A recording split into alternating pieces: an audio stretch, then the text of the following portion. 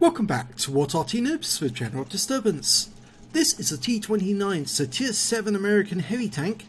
It's located on the north spawn of Prokhorovka and it's under the command of ABS 1977 of KRAWL. Now he's in platoon with Silver Schweibel and we've seen him before in action on our YouTube channel. Silver Schweibel's in the King Tiger Captured, so he's probably got a Prime account because you can't get that tank unless you've got a Prime account. Game started. Well, if ABS has got the top gun, he's got the 105mm, and yes, that's exactly what he's got. 320 alpha, penetrating 198mm with the standard ammo, and with the APCR it goes up to 245mm. Now it's got a fairly good reload time, it's just under 10 seconds, well 9.37, and the T29 is regarded by many people as probably the best Tier 7 heavy in the game. Now it's one of the tanks that the Americans designed to counter the IS-3, and they built various designs with basically the same hull but with different turrets and different guns. The 120mm, the T34, the 155mm, the T30, and of course the T29 got the 105mm. That gives it slightly better fire rates because of course the 155mm on the T30 takes 15 seconds to reload. So yeah, but they do more alpha as well. The 155 will do 750 alpha, and of course the 120mm on the T34 will do 400, if I remember correctly. Now you can see ABS has got 2 marks of excellence on the barrel, and he's been working for some time now to try and get his 3rd mark. And you can see that Silver Schweibel's over the other side of the map at the moment. He's having a quick look at to see what the AMD is doing rather. Oh, and he just got wiped out by a CS44. Now it's a Tier 7 game with Tier 6 tanks in it. They found an OI and he's going to try and use his gun depression. He's got better gun depression than the OI, I think, so he's going to try and put a round into him. Yep, nice shot, high roll. Oh, took a round from the hill, a budgie's up there. Only 53 hit points though, it's an HE round. And that KV2, when he's gone up and he's been hit now, all badly hit. The OI's a one shot I think now. But he's having a look towards the hill and he's just been stunned by the enemy Arty. And there's the budgie. We can see he's up there. We couldn't see his outline, but we saw the shell that hit. It was right in line with the bushes. And there's the enemy Hummel. We can see where he is as well. And, well, he ought to transmit that to his teammates to say, we know where the Arty is. In fact, if most tank drivers would actually transmit that information, they might not get hit so often because it might be the enemy Arty will be trying to fend off counter battery shots coming in his direction now that they know where the enemy is. Well, ABS has decided to disengage from the centre line, leave the KV2 to fend off that Tiger 1, and he's headed back towards the crossing. In fact, they've decided to abandon the west side of the map altogether, and that's a bit of a puzzling move. You can see Silver Schweibel's coming over this side. Now, could it be that they're actually going to make their attack on the east side and then lure the enemy in from the west side and then take them out that way? That could be what they're about to do, because they're taking up position on the east side of the railway track and now anticipating the enemy's arrival so that they can snipe at them from this side. I'm trying to decide if this is a wise move or an incredibly smart move. It does leave them slightly open to being hit by enemy Arty. Their M44s have repositioned themselves on this side of the map. And they have been spotted, so somebody is on the west side at this moment. And I saw a shell just hit the railway wagon in front of the Hellcat, so yep, they know that they're over here.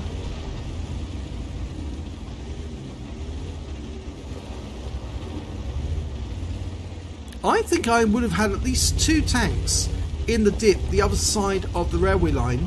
The E25's in there, but if the Hellcat had been in there as well, they might have been able to spot these guys. Oh, he's using the 10 degrees gun depression on this tank to attack that T52. Oh, but he's being fired on by the VK3002M and a steer.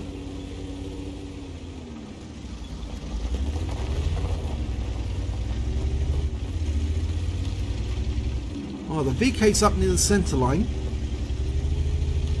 And a T78. So he's creatively moving back to actually create a bit of gun depression over the railway line without exposing too much of his vehicle.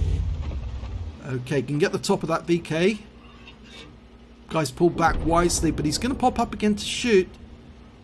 And at this range, with this accurate gun... Oh, nah, missed.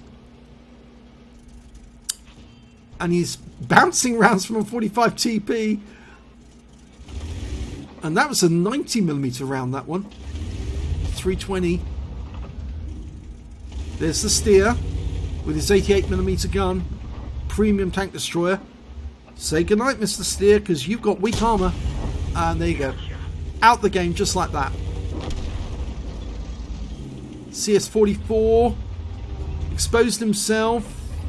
Work it out, work it out. Try and get the gun depression to work. Yes, gets a hit for 353 high roll. But he did take a round, unfortunately, from the 45 TP for 282. And the T52 is very stupidly coming straight forward and got wiped out by our M44. They've now positioned themselves so that they can engage from 2 different angles on the east side.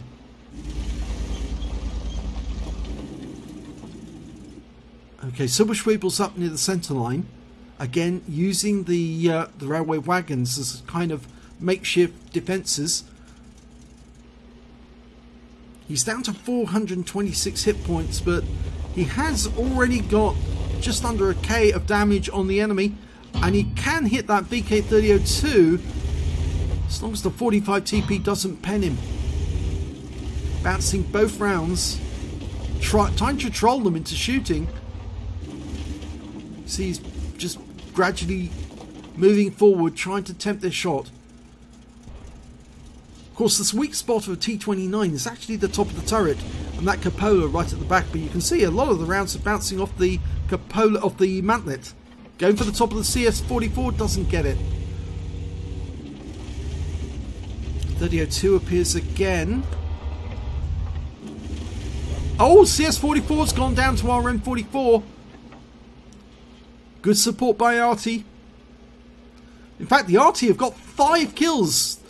1/3 of the enemy team have been wiped out by our Arty already. The VK pops up, but this time round he came up directly pointing towards us and gave ABS a nice easy shot right into his turret.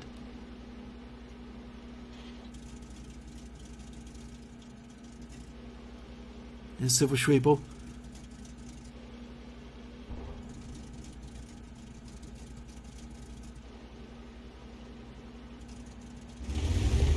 .45 TP.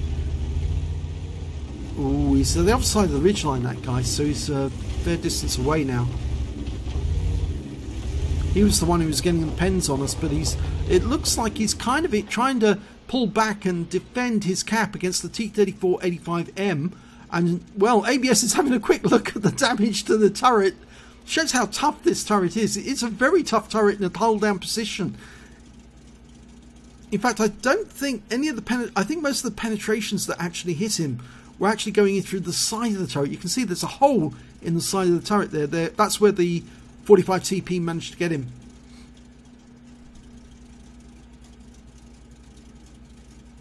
Now, ideally, if you're in a enemy tank, you want to go for that cupola. That's the weak spot. It kind of sticks out right up on top.